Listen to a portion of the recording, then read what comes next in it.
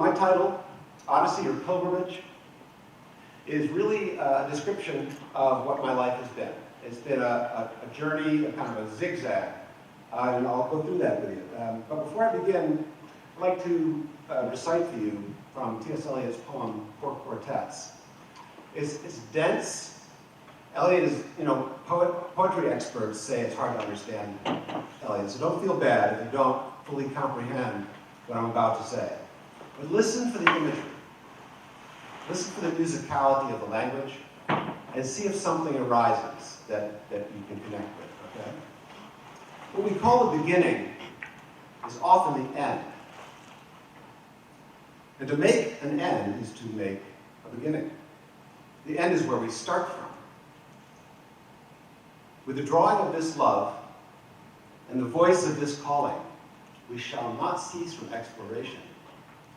And the end of all our exploring will be to arrive where we started and know the place for the first time. Through the unknown, remembered gate. When the last of earth left to discover is that which was the beginning. At the source of the longest river, the voice of the hidden waterfall, and the children in the apple tree. Not known because not looked for, but heard, half heard. In the stillness between two waves of the sea. Quick, now, here, now, always. A condition of complete simplicity, costing not less than everything. And all shall be well, and all manner of things shall be well, when the tongues of flame are enfolded in the crowned knot of fire, and the fire and the rose are one. Crammed with imagery, isn't it? I want to go back to the very beginning, which is the end of the poem. With the voice of this calling, with the drawing of this love and the voice of this calling, what voice is he referring to? We shall not cease from exploration. The end of all our exploring will be to arrive where we started and know the place for the first time. Have you had that experience of feeling as though your end point is a new beginning? Where you crashed and burned, and you're now set free to start over again? Maybe it was a health crisis, maybe it was a family crisis, maybe you lost a loved one, a friend committed suicide, maybe you were in a car wreck and you got a serious injury. Maybe you just had a personal failure, and things began to shut down for you. But then suddenly you saw light at the end of the tunnel. You saw some breakthrough that was now possible. What we call a beginning is often the end. So I'm going to start with the present moment. But I would like to narrate for you my crazy journey. And hopefully there'll be something in it that you can connect with. But in my current moment, I'm 65 years old. I've been teaching for 35 years at a college north of Boston.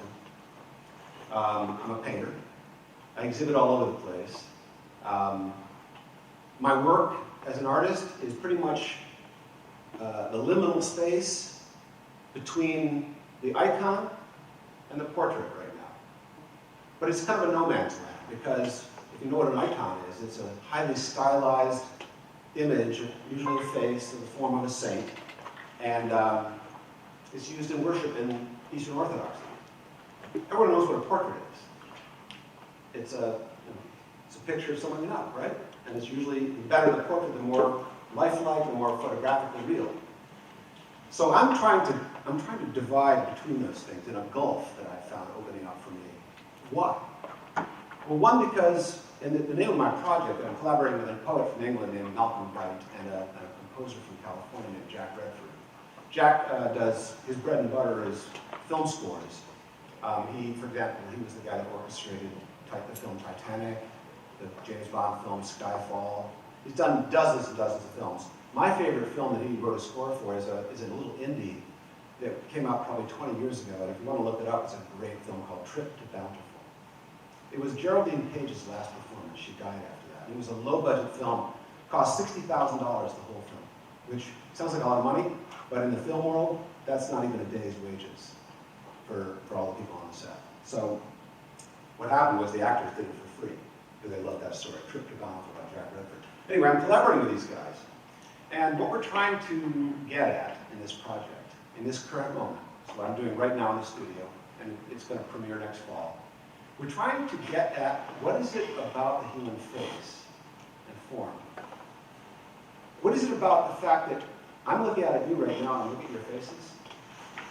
There are no two faces in this room that are alike.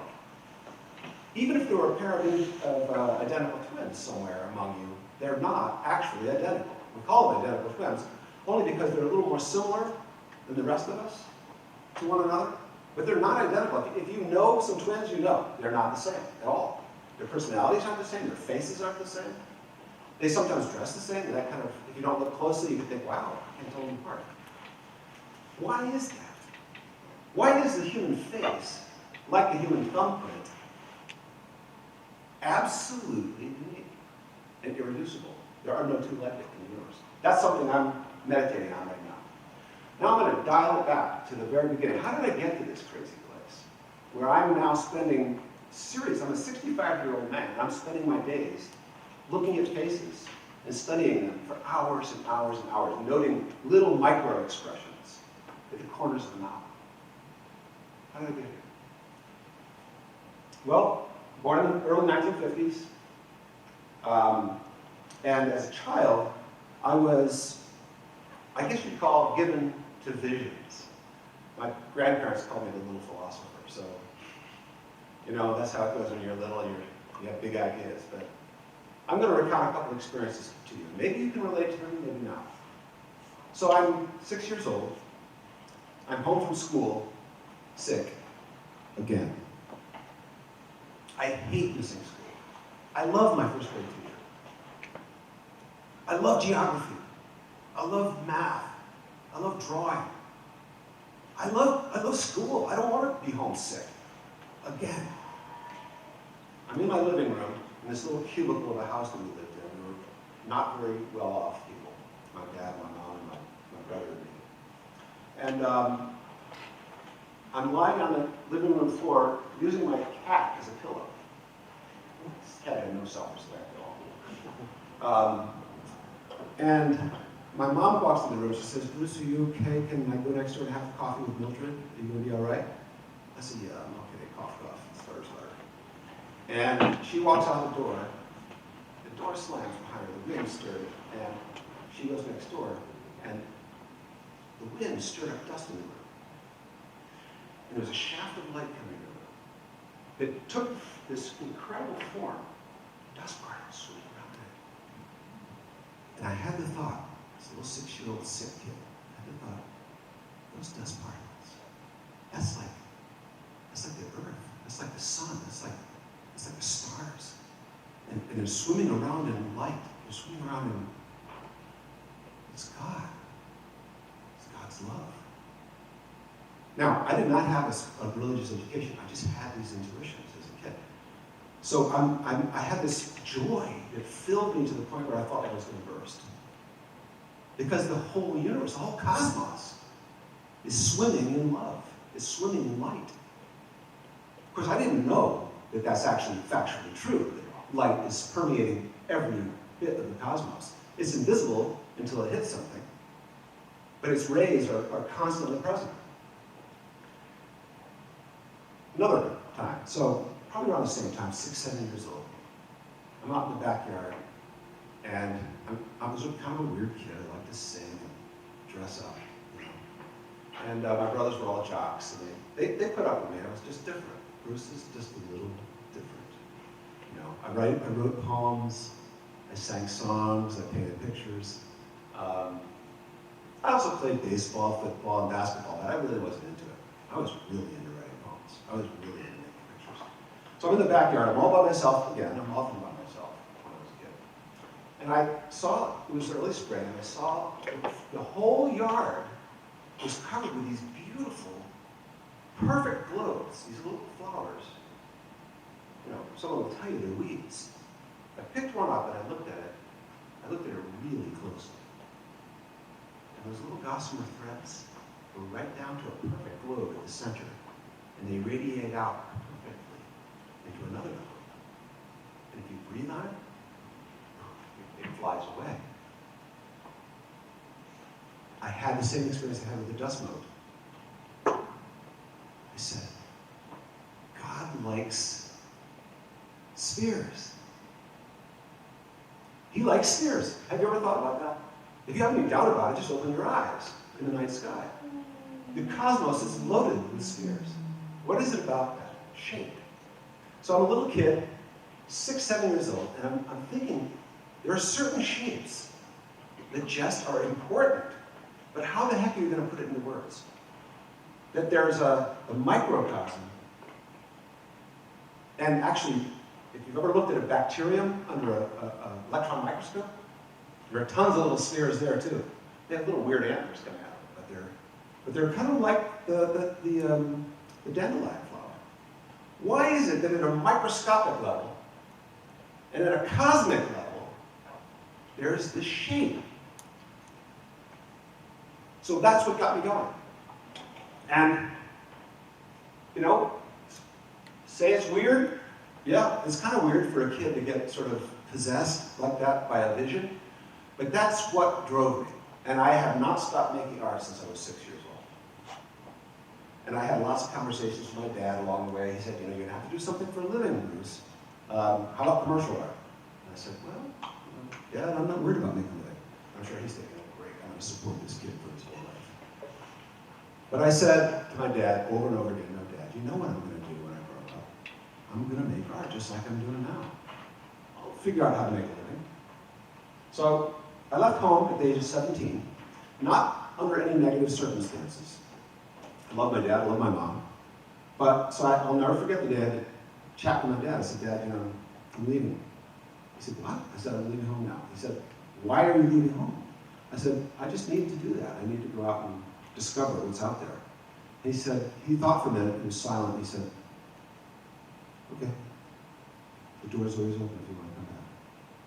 And I never felt that there was a negative element there. But I went off and I hitchhiked around the country. I worked as a carpenter. I worked as a taxi driver. I worked in a fish packing factory in Gloucester, Massachusetts for a couple of years. I cleaned toilets at a high school. I was an after-hours janitor. I worked in a nursing home. I flipped eggs at a local diner, made sandwiches. You know, anything I had to do in order to get by, all the while I was making art. I never stopped making art. That's what I've been doing. I'm 65 years old. I've been making art for about 6 decades now. And all the things you read about the 60s was true of me. I took psychedelic drugs every week for about a year. LSD probably about 50 times. I smoked lots of pot. You know what I was doing? I was trying to regain that dandelion. I was trying to regain that shaft of light. I was trying to find my way back. And when I figured out that the psychedelic drugs were like a mirage, there was no real vision there. There was no God there in the drugs. I dropped it like a hot potato overnight. I just stopped doing it. And I started reading, and I stumbled upon the teachings of Alan Watts. I don't know if you've ever heard of him. He was a Berkeley, California philosophy professor who popularized Zen Buddhism in this country. And got very involved. So involved that I found a guru and went to India. And followed the guru for about 15 years, practicing all the exotic meditation techniques and so forth. Then came back from India, got married. So get this all happened in a 3-year period. I left home at 17 and I was married at 20. There's my sweetheart.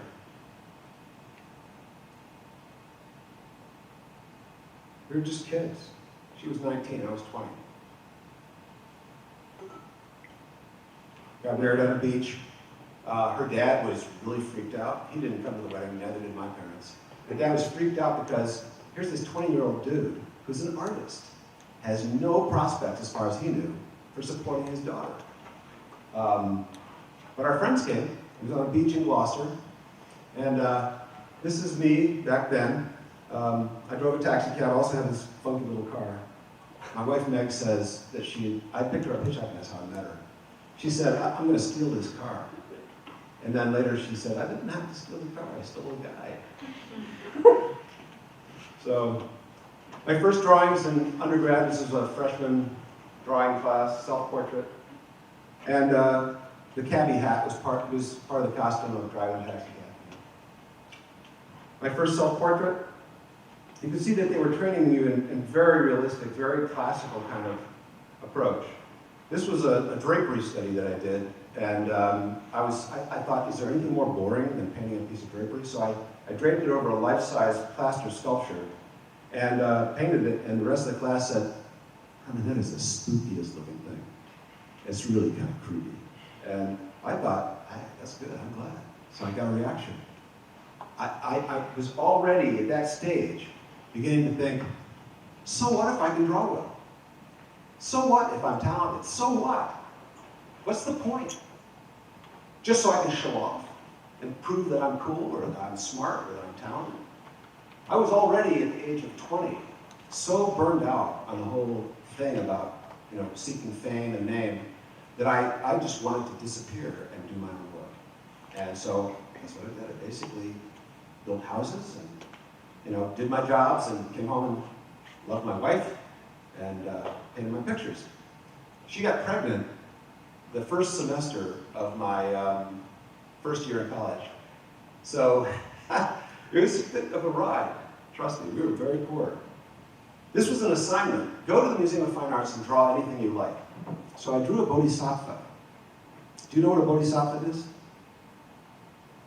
In the Buddhist tradition, the bodhisattva is an enlightened being who has gone through the entire journey of spiritual evolution through thousands of reincarnation, and has reached the summit of wisdom. But you know what? The bodhisattva doesn't experience the bliss of enlightenment because they want to help other souls come to enlightenment. That's the heart of Buddhism, is the idea of compassion, that you want to reach out and help the other who is in need. But there's a problem with Buddhism that I discovered. I got really deep into it, and my guru, Meher Baba, he was so authentic. He's not the typical Eastern guru that you might have read about that had, fancy cars and a big bank account and lots of girlfriends. Baba was the real deal.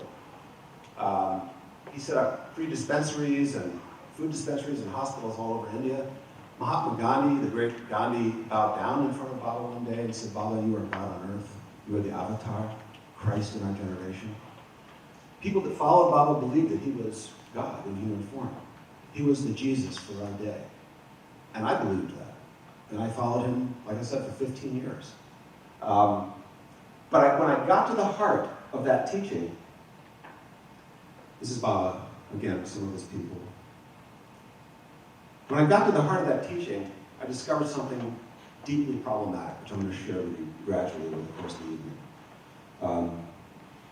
This one is Baba. He's reaching out and he's giving a gift to somebody.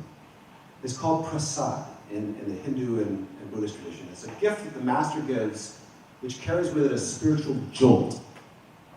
It will push you forward on the path to enlightenment. And it could be anything. It could be a stone you picked up off of the ground. It could be a candy, it could be popcorn, anything. But when the spiritual master, who's this highly evolved being, this bodhisattva, gives you a little gift like that, it gives you a spiritual push forward towards enlightenment.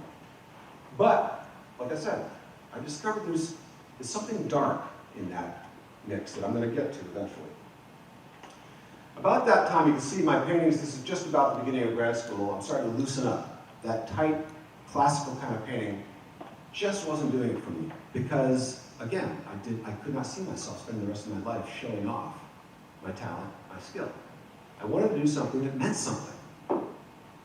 How do you express something profound and meaningful? That's what I was after. This self-portrait shows, I think, a kind of a darkness that was starting to creep into my soul. You can compare the two side by side, and you can see there's a difference, an emotional temperature difference. You'll see that coming on as I go on, but I want to talk for just a minute about some of the artists who've influenced me. And this phrase, tears at the heart of things, which comes from the Aeneid, sunt lacrimae rerum.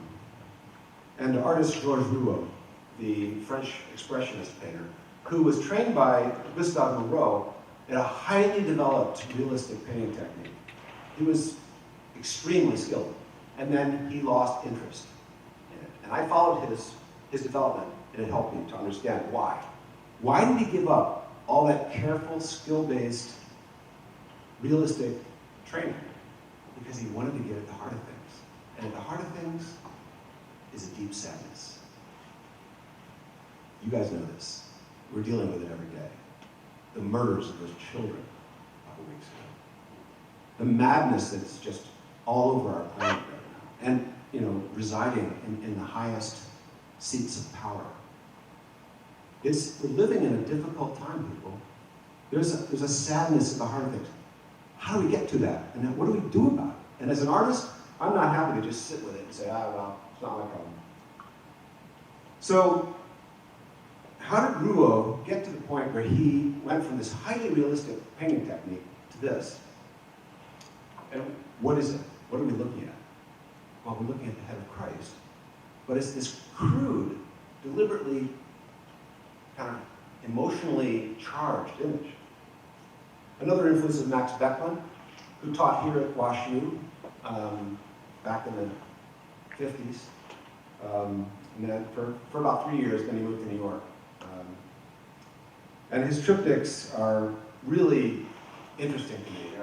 They're in the form of a religious icon or a religious altarpiece, but they show scenes of barbarity in the sides, and then this hope of release in the middle. He basically was deported by the Nazis. He was grouped with a bunch of artists during the Nazi regime in Germany. It was called a degenerate artist. And they had a mockery kind of display in Berlin called the Degenerate Art Exhibit. And he was in that exhibit that Hitler and his people put together. On the other side of town was the official Nazi exhibit. Guess what? It was all high classicism and realism. Really interesting. So in the 20th century, the artists who were telling the truth were the ones who had departed from all those classical ideals. This is a triptych that's right at Slam. You can go see it, the Acrobats. And I'm not going to unpack the symbolism for you, but it's pretty clear if you look at it closely. It's about the depravity that surrounds us, but also the hope of redemption, the hope of some kind of a way out. This is another one of those triptychs at Harvard called The Actors. It's very similar. Where you see underneath the stage this kind of brutality taking place, and then above it this kind of, King Lear kind of figure. Tragic, but also comic at the same time. Tragic comic. And my graduate advisor, Philip Guston, who also taught here at WashU after Beckman, and then later came to teach at Boston University, where I went to art school. Guston started out was a muralist for the Works Progress Administration, and did lots of these big public murals. Later started doing easel paintings, but he was drawn to this sort of combat imagery of children, with sticks and trash can lids, and this one's called Gladiators, but it's children's games. But if you think about it for a minute, this tragedy we call war begins in childhood. It's not something that just adults do. If you let kids loose, they clobber each other. We are broken. There's something in us that's broken. And as an artist, I want to get at that. I wanted to get at that. It's not enough just to skip over it or gloss over it or paint over it. I want to say something about it. I want to find out what to do about it. This is another by Guston called If This Be Not I. Again, children's games. Kind of dark. Then he and Jackson Pollock were close friends. Maybe you've heard of Jackson Pollock. They were really close friends. Went to high school together, moved to New York within a year of each other, and they kind of started this whole thing called the abstract expressionism. By the mid-50s, Guston was doing paintings like this sort of beautiful, diffuse weaving of color, and he was getting really famous and selling these things for a ton of money, as was Jackson Pollock. But he got turned off to that. And this is what he says. So when the 60s came along, I was feeling split, schizophrenic. the war, what was happening to America, the brutality of the world. What kind of man am I? Sitting at home reading magazines, going into a frustrated fury about everything, and then going out to my studio to adjust a red to a blue. I got sick of all that purity. I wanted to tell stories. Of course, the word purity in that case, he's talking about a theoretical move that had taken place in the 50s and 60s of saying that traditional narrative painting and figurative painting was dead. It's all over. The only legitimate art was flat. It was abstract. He didn't buy that. He was one of the progenitors of that movement, and he didn't buy it. Then he got the Prix de Rome one year from one of his exhibitions. He got the Prix de Rome, which is a whole year in Italy, all expenses paid at the American Academy. And so he went to Rome and set up a studio there. And he was very excited about the chance to be in Italy and to look at some of the great Renaissance art. The one artist in particular he wanted to check out was Piero della Francesca, who had done this cycle of murals, which are pretty amazing. One in particular called The Legend of the True Cross, which was in Arezzo. So he and his friend Willem de Kooning, decided Bill had come to visit him in Rome. They went off together to Arezzo, and it's not a long train ride, it's about an hour and 15 minutes. They got to Arezzo, they found their way to Cappella San Francesco, which is where this mural cycle is. And Phil and Bill go in there, and Phil is looking up at the cycle of murals by Piero. And he says to Bill, with tears in his eyes, these Christians, they had a story. We don't have a story. We don't have a story. That's what a lot of artists feel. That's what a lot of filmmakers feel. That's what a lot of poets feel. That this world is unraveling. And the glue, the underlying narrative that knits it back together, or could knit it back together, is slipping through our fingers. So, in his late work, Gustin started doing these crazy, cartoony, narrative, figurative paintings. My favorite one is called The Studio, in which he paints himself in a Ku Klux Klan hood, painting a Ku Klux Klan figure. So it's kind of a tacit admission of racism. He's saying, I'm complicit because I'm white and I'm privileged. Guess what? He did his painting in the 1960s. He was thinking about this. He was thinking about Dr. King. He was thinking about the fact that there's widespread social injustice, something has to be done about this. My generation, in college and in high school in the 1960s, we were ready to just basically bring the whole house down. We were so angry about the injustice. I marched with King's people down in Atlanta a couple times, and I felt it. I've felt it all my life that there's just something wrong with this picture. There's something wrong with the story of America. And right now, that wrong story is getting a foothold again in a way that's really kind of scary. And it's time to tell the story. And I'm going to talk just a little bit about that story and what got me going. Another artist that influenced me was Richard Liebenkorn, Californian painter. There's something about his color, his distilling of light and form and air and sea that I really loved. When I got to grad school, this self-portrait shows you what had happened to me. I had changed. Not only had I made the shift from strict realism to that kind of looser, more emotional realism, but I really had I'd given in to that sort of psychic undertow of expressionism.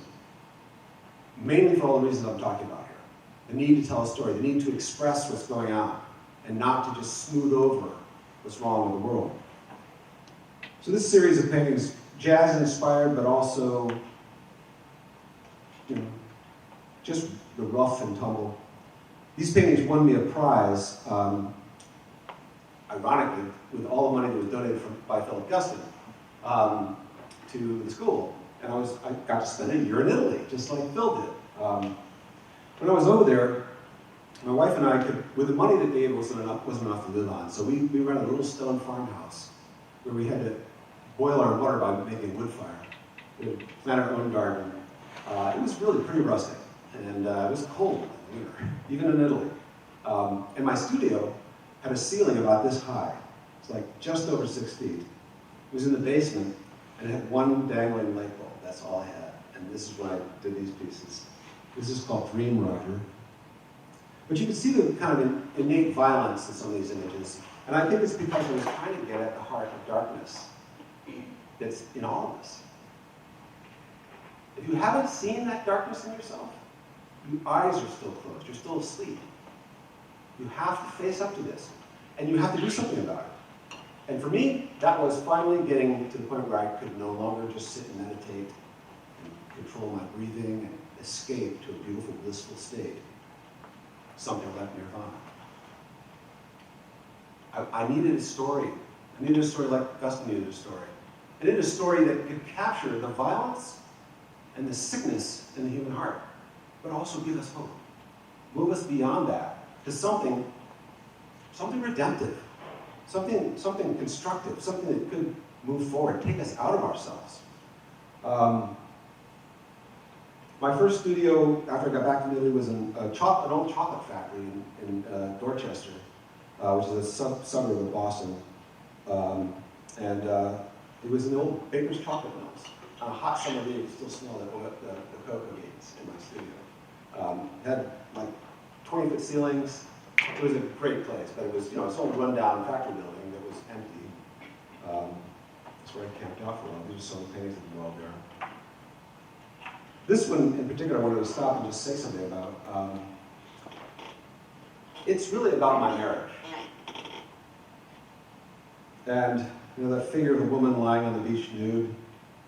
My wife, Meg, was just a good person, an earthly good person. I was this crazy artist. I'm the guy wearing the tie and wrapped up in these theatrical drapes being choked by them with a blindfold. And I just thought there's something wrong with this painting. And I wasn't really even dealing with the fact there was something wrong with my marriage. By the way, the thing wrong with my marriage was me. Self-centered, egotistical artist. So I fixed the painting.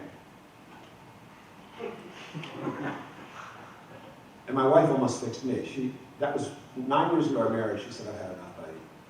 I'm out of here. And that was exactly timed to my beginning to read the Bible and try to find a way to encounter Christ for real.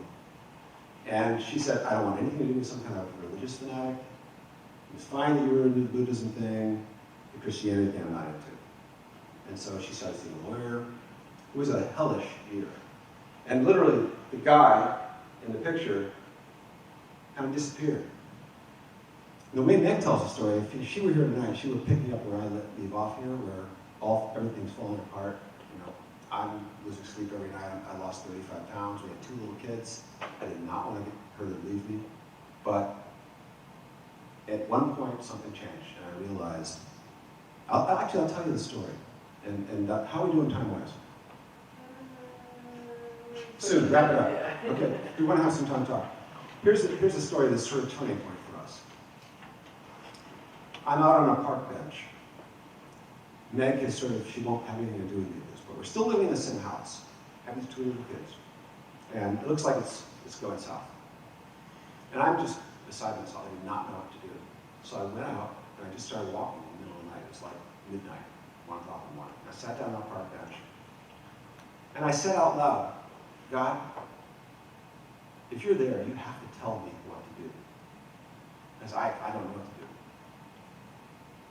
And I heard a soft voice. I looked around. The voice said, pray for her needs.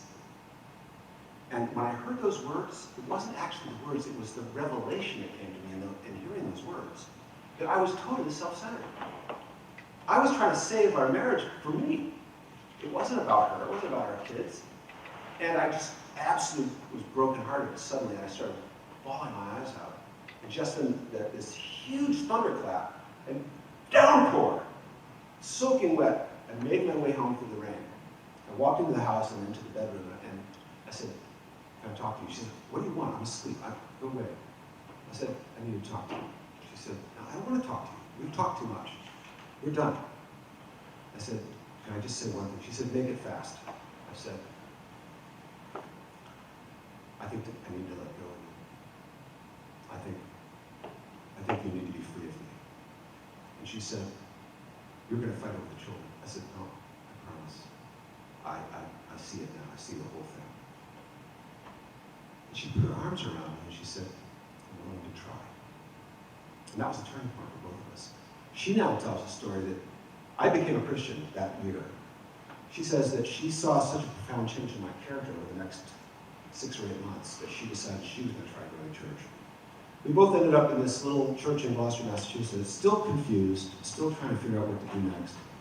But that was the starting point for my journey to Christ, my pilgrimage to Christ. So the crazy wandering that I've been doing all these years brought me to my knees, to a broken-hearted state. And I think, honestly, folks, that's the only way you find yourself if you want to follow Christ. If you want to get out of the logjam of your own depravity and your own selfishness, you have to be broken. There's no way around it. But here's the good news. He said, the night before he was betrayed, the night that he was betrayed, before he went and was crucified, he said, this is my body broken for you. He broke bread and gave it to them. This is my blood spilled for you. He gave them the wine. In that act, he invited them to follow him and to be broken for the life of the world. And that's what I'm trying to do as an artist at this point.